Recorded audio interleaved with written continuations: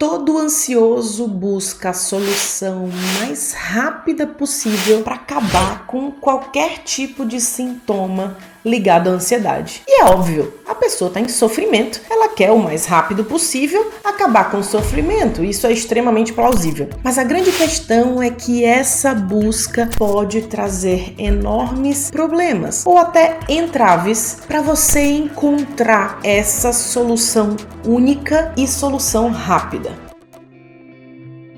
Vale lembrar, antes de começar aqui, que eu tô falando de ansiedade patológica. Tô falando de transtorno de ansiedade. E não daquela ansiedade quando você tá esperando uma ligação, quando você vai viajar e quer resolver as coisas ali, tá ansioso, ansiosa pra isso. Não tô falando de nada disso. Então a gente vai falar de transtorno. Nessa busca por achar uma solução única, muita gente se frustra e talvez seja o seu caso. Talvez você esteja muito frustrada ou frustrado com essa busca dessa solução que resolve essa questão de uma vez por todas. E eu vou te dizer 3 coisas que são motivos pelos quais você pode estar frustrado ou frustrada. E no final eu vou te dar uma direção para algo que realmente faz algum sentido, que faz sentido de fato nessa caminhada. A primeira coisa que faz as pessoas não acharem a solução única para sintomas de ansiedade é que o sofrimento de cada um por ansiedade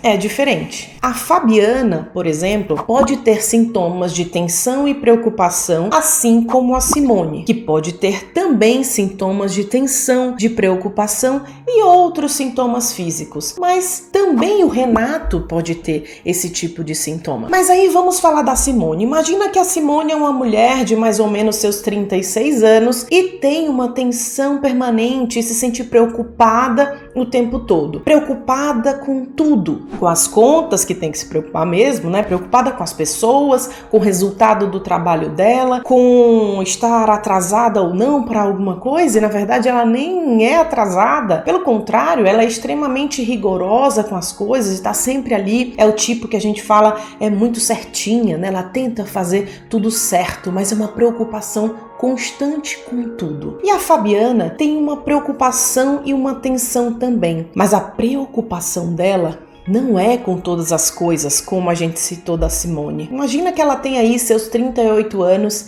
e ela faz suas coisas, ela trabalha, ela executa aquilo que ela se propõe a fazer no dia a dia. Mas ela tem uma preocupação constante com ter uma nova crise de pânico, porque um dia ela já teve. Então ela tá sempre atenta se o corpo dela dá algum sinal de que ela vai ter uma crise de novo. A preocupação dela é diferente da preocupação da Simone. E aí a gente tem o Renato, um cara aí dos seus 39 anos, 38 também, mas que vive uma vida ok, até faz atividade física, é um cara que trabalha, que faz as suas coisas também, assim como elas, e ele não tem uma preocupação constante com as coisas e ele não tem uma preocupação persistente com alguma manifestação se ele vai ter, se sinaliza uma nova crise de pânico. Na verdade, ele é extremamente preocupado com qualquer coisa diferente no corpo dele. Se ele tem um formigamento, ele já pesquisa lá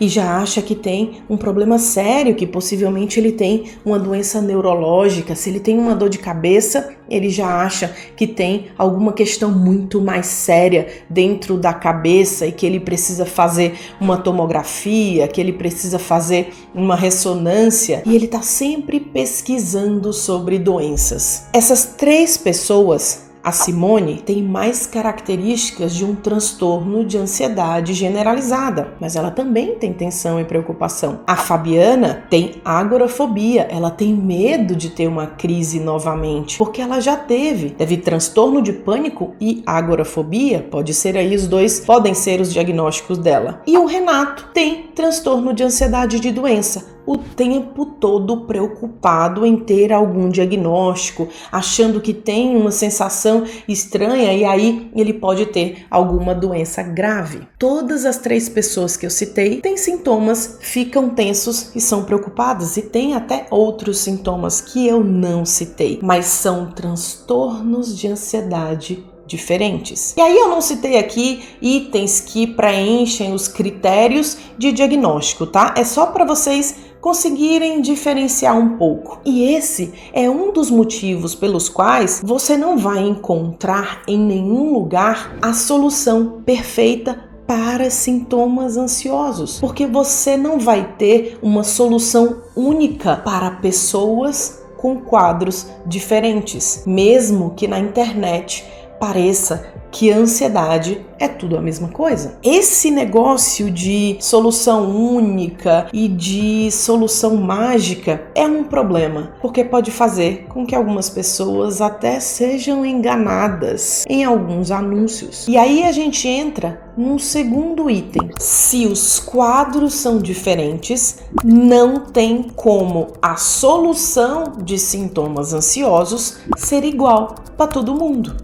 Porque a gente está falando de ativações e circuitos cerebrais diferentes, pessoas que engatilham com coisas diferentes. No exemplo que eu citei antes, a Simone, aquela mulher super preocupada o tempo todo, que tem até um monte de sintomas físicos, capaz dela sentir uma série de coisas e demorar, inclusive, ir ao médico. Demorar, pesquisar, porque na verdade ela faz tanta coisa que ela não tem tempo de ir atrás disso, ou ela até tem sintomas físicos que incomodam todo dia, tipo dor abdominal, sabe? Dor de barriga o tempo todo, parece que tem dor no estômago, ora parece que tem dor intestinal e ela até tem diarreia por conta disso, mas nunca procurou muito sobre isso. Agora, imagina isso no Renato, o cara que tem ansiedade de doença. Aqui que a gente deu como exemplo, em um nome fictício, obviamente, e que se ele apresentasse uma dor abdominal, todos os sintomas que a Simone sente, ele já estaria pensando em algo muito mais grave. Tem gente que chega a pensar logo em câncer de intestino e começa a imaginar coisas ligadas à gravidade, porque na ansiedade de doença, a antiga hipocondria, o pensamento catastrófico é sobre uma doença grave. Essa mancha parece a doença do curandeiro. Eu nem trouxe penicilina. Eu vou precisar de um raio-x, só pra começar. Eu tô na flor da idade e tô morrendo. Viu?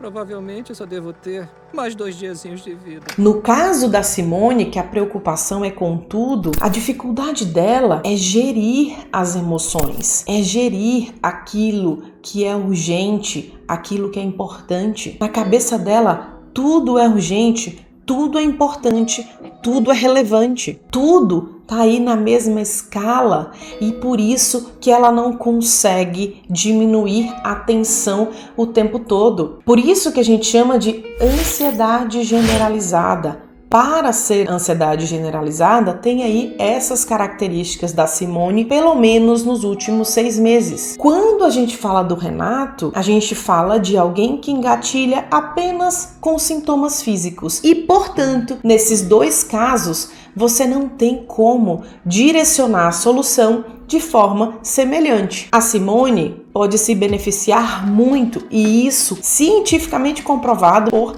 psicoterapia, que vai ensiná-la a gerir essas emoções, que vai ensiná-la a categorizar aquilo que acontece. E pode ser que ela se beneficie também de outras coisas, como por exemplo, ela pode ser alguém que precisa sim de medicamento, mas também pode se dar bem quando a gente está falando de acalmar em momentos do dia, até com estratégias naturais também, como essa aqui do vídeo que eu falei sobre chá e que muita gente gosta e consegue se sentir melhor, mais tranquila. Inclusive, se você não viu esse vídeo, convido você para dar uma olhada. O Renato, em um quadro de ansiedade de doença, é claro que vai se beneficiar também de psicoterapia, mas o foco dele vai ser diferente dentro desse processo terapêutico. Ele vai lidar com questões ligadas ao medo da morte. Porque, na verdade, a ansiedade de doença também tem uma relação muito grande com o medo da morte, com lidar com o fim das coisas e também saber investigar aí se há alguma questão traumática envolvida, uma vivência de um familiar que passou por uma situação de adoecimento muito grave, o que viveu o Renato para que ele tenha tanto medo de um sintoma físico? E a gente precisa entender que não se trata apenas, e eu digo apenas muito entre aspas, de uma questão psicológica. Pessoas com esses quadros, elas também têm uma sensibilidade corporal aumentada para a percepção dos sintomas, para a percepção de alteração física, e são percepções que para outras pessoas, a outra pessoa tem a mesma coisa, como por exemplo, um tremor. Imagina o que a gente chama de mioclonia, né? Que o músculo faz dar uma tremidinha. Você pode sentir a mesma coisa, perceber a mesma coisa que o Renato, mas a interpretação que ele faz disso é diferente, e por isso o sofrimento dele também é diferente. Nos dois casos, pode ser que os dois precisem de medicamento, do Renato, certamente, só se isso estiver comprometendo o cotidiano dele. Se isso estiver gerando nele uma disfuncionalidade, que a gente chama. E aí ele pode também se beneficiar, mas não quer dizer que ele tem que usar. E no caso dele, o exercício físico é importante para o cérebro, porque a gente sabe que é importante, mas em termos de melhora terapêutica pelo diagnóstico, no transtorno de ansiedade generalizada, como no da Simone, a gente sabe que é um dos principais itens do processo terapêutico. No caso do Renato, já não é. A psicoterapia e o uso de alguma coisa, quando ele se ativa, pode ser interessante. Às vezes, até algo natural sim. Quem não viu o vídeo de L-teanina pode assistir depois. E aí, sempre lembrando que nem tudo é para todo mundo, mas pode se beneficiar desse tipo de estratégia. Um terceiro ponto importante que pode estar atrapalhando você a achar a solução para você e para melhorar a sua qualidade de vida é que você pode estar gastando energia na direção errada. Existe um sintoma em quadros ansiosos, e aí de forma geral muito comum, que é o cansaço. O cansaço da própria atenção às coisas, aos detalhes do corpo, ou aos detalhes da vida, dependendo do tipo de quadro, um cansaço persistente que pode acontecer. Você já está cansada, já está cansado. Imagina direcionando a energia para coisas que não vão gerar resultado. E também pode estar aí já gastando energia com coisas que você já entendeu. Do que eu tô falando? Eu tô falando de você que já aprendeu uma série de coisas, inclusive aqui nesse canal, que talvez já tenha até lido o meu livro digital, ou ouvido, né? Porque você pode ler ou ouvir, ele tem a parte de audiolivro, o Ansiedade Controlada, esse aqui, onde eu já falei de mitos e verdades, falei de estratégias naturais, uma série de coisas que podem melhorar a sua vida. Talvez você tenha já entendido uma série de coisas, mas você continua sem aplicar aquilo que você aprende. E eu posso entender, tá? Uma série de limitações que a gente pode ter na vida, mas a maioria das pessoas não é por uma outra limitação. Continua direcionando energia para algumas coisas, como por exemplo, relacionamentos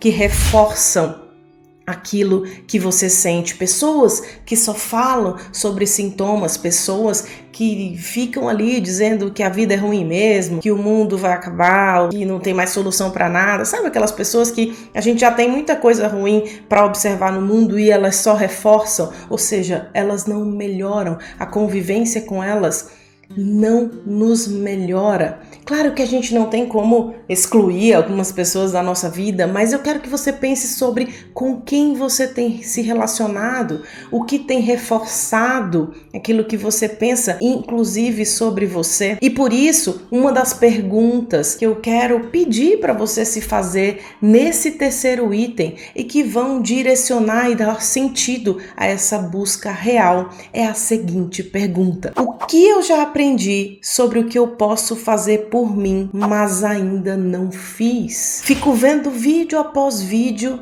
mas não faço nada. Leio muitas coisas, mas não faço nada, e eu já sei que isso vai me melhorar. A segunda pergunta que você pode fazer para você é: o que além do que eu tô fazendo? De repente você já faz tratamento, iniciou, usa até um medicamento, ou está fazendo psicoterapia, outra coisa. Então, o que além do que eu tô fazendo por mim? O que além do que eu faço agora eu posso implementar esse ano para melhorar a minha qualidade de vida, porque eu já sei que posso melhorar com aquilo que eu aprendi, que é, por exemplo, aprender algo novo, algo lúdico, algo como pintar, algo como um esporte novo, algo como bordar, algo como dançar, fazer o exercício regular que eu já sei que vai melhorar o meu corpo, que melhora meu sistema nervoso central, que melhora a forma como eu lido com a ansiedade. Eu já sei disso, eu aprendi, mas eu não estou fazendo isso. E eu não estou dizendo que é fácil não, tá, gente? Eu estou dizendo aqui que a gente já aprendeu e que alguns passos só podem ser seus. A terceira pergunta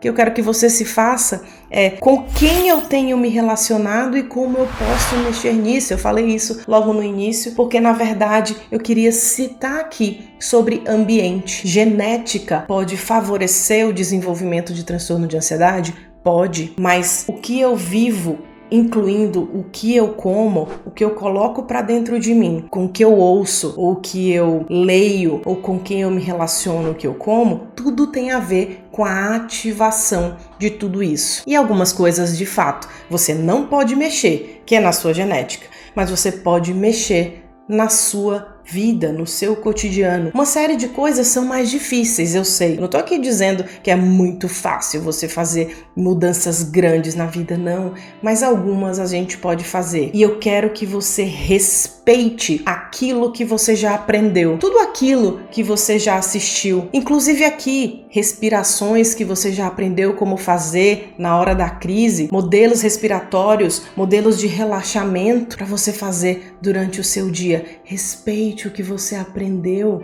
respeite o seu investimento no seu aprendizado. Tem muita coisa que você já sabe, então eu convido você a fazer algo com isso esse ano, fazer algo com tudo aquilo que você já compreendeu. E isso não é só respeito ao que você aprendeu, é respeito com você, é respeito com a sua história, é respeito com aquilo que você investe. Então você já sabe muita coisa. Faz isso por você. Começa a mudar essa trajetória, essa busca pela solução mágica, ela não existe, mas tem muita coisa que vai deixar a sua vida com muito mais qualidade e eu tenho certeza que você só precisa implementar. Então a pergunta para você é: o que você vai fazer e que você já aprendeu? Escreve aqui embaixo e ajuda as outras pessoas a implementarem também. E dá a elas também dicas que você aprendeu aqui nesse canal, que você aprendeu no livro ou em outros lugares e que mudaram a maneira como você lida com a ansiedade. E como você aprendeu nesse vídeo, aquilo que foi bom para você pode ser bom para outros. Pode não ser bom para todo mundo, mas vai ajudar muita gente. E aí, respeitando também o aprendizado de outros. Muita gente mudou a forma de se alimentar e mudou a vida. Outros já tinham mudado isso e não teve tanto impacto, mas aprenderam a meditar e isso mudou a vida. Então vamos reunir todos esses saberes e aprendizados e de fato sermos transformadores como comunidade aqui dentro dessa internet.